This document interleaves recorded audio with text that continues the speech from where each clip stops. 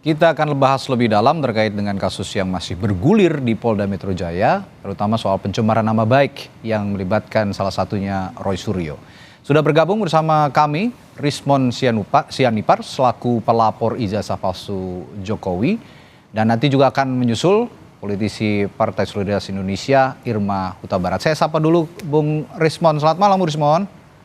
Selamat malam, Bang. Baik, Bung Rismon, kalau melihat Bareskrim Polri menyatakan bahwa ijazah Jokowi asli, Pak Jokowi asli katanya.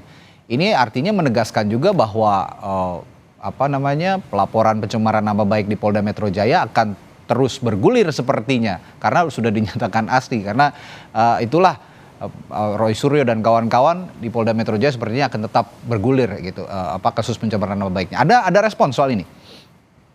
Iya, yang dilakukan adalah uji keidentikan, menguji kesamaan atau pencocokan. Jadi bukan menguji keaslian. Jadi uji identik itu menyamakan objek A dengan objek B, prosesnya A dengan B.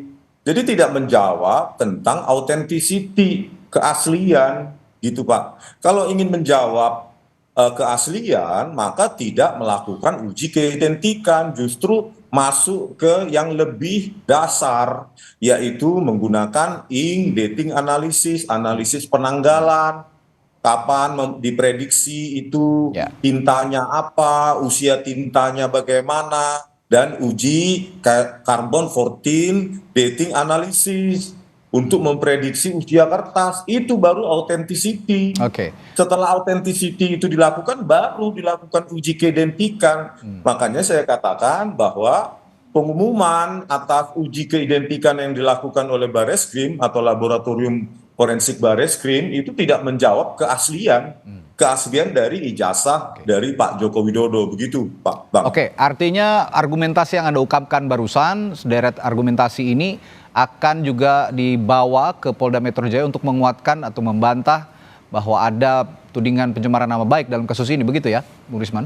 Iya, Bang. Jadi kan begini, sebenarnya kita cukup kecewa ya apa yang diumumkan oleh Dirtipidum Bareskrim Polri, bahwa kalau mereka mengaku bahwa yang dilakukan adalah SCI atau Scientific Crime Investigation, maka semua metode, prosedur itu dilakukan dalam ruang-ruang ketat yang namanya sains.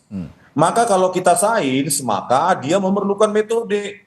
Disebutkan nama metodenya, nama prosedurnya, perlakuan terhadap objek uji bagaimana, terus outputnya apa, variabel keluarannya. Oke.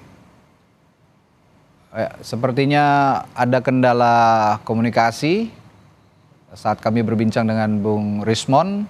Tadi Bung Rismon sempat mengungkap bahwa sederet fakta dan argumentasi soal ijazah Jokowi yang bersifat saintifik ini harusnya bisa ditelaah lebih dalam oleh Bareskrim, tidak hanya melihat pada wujud fisik saja, tetapi juga pada hal-hal detail. Salah satunya yang dipermasalahkan oleh Bung Rismon tadi adalah soal font yang dikatakan pada saat itu font Times New Roman di era beberapa tahun kebelakang, terutama pada saat era Jokowi berkuliah dan lulus, itu belum diproduksi, begitu ya Bung Rismon ya? Iya Bang, dan dari saya yang jawab ini ya. Ya, silakan. Jadi harusnya kan disebutkan nama metodenya, perlakuan terhadap bahan ujinya, bagaimana outputnya dalam persentase atau apa, nilai-nilai apa. Ini kan kemarin yang dilakukan, yang diumumkan adalah sebuah tidak nilai, itu kualitatif. Ya. Artinya Anda mau bilang ini tidak transparan begitu ya, proses jadi forensik ini, outputnya digital bukan forensik. identik, tetapi misalnya variabelnya adalah presentasi keidentikan. Berapa persen keidentikan antara objek A dengan objek B, referensinya apa. Makanya saya bilang meskipun didapatkan itu persentase keidentikan, itu tetap juga tidak menjawab authenticity atau keaslian dari lembar pengesahan skripsi Joko Widodo dan ijazah dari Bapak Jokowi, gitu Pak. Bung Rismon, tadi saya menyimak pernyataan dari Polda Metro Jaya, dari Kabid Humas begitu, bahwa akan ada satu saksi yang diperiksa, satu saksi lagi berinisial RS. Kalau saya melihat sih arahnya ke Bung Roy Suryo gitu yang akan diperiksa. Nah, kira-kira ini akan juga bisa menjelaskan bahwa duduk perkara ini dan bisa menganulir tudingan pencemaran nama baik dengan fakta-fakta yang akan diungkapkan oleh saksi nanti itu?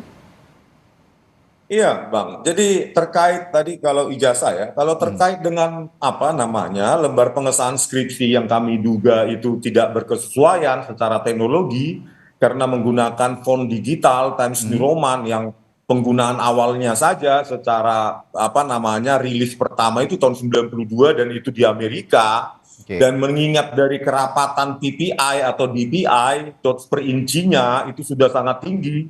Saya duga itu diproduksi dengan menggunakan Microsoft Word yang ada di Windows XP dengan kerapatan DPI semacam itu yang dirilis tahun 2004 atau 2005 begitu loh. Nah, Baik. penjelasan dari Dirtipidum itu cukup mengecewakan, Oke. di mana mereka mengatakan mereka mengujinya dengan cara lembar pengesahan itu diraba, terus dirasakan ada cekungan. Oke. Ini kan bukan perasaan.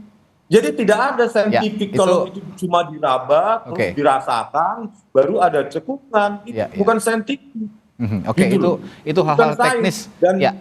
Itu hal-hal teknis yang selanjutnya setelah mereka meraba merasakan ada sedikit cekungan, itu statement dari ini ya, bahkan di Kompas kalau nggak salah dicatat juga teksnya itu.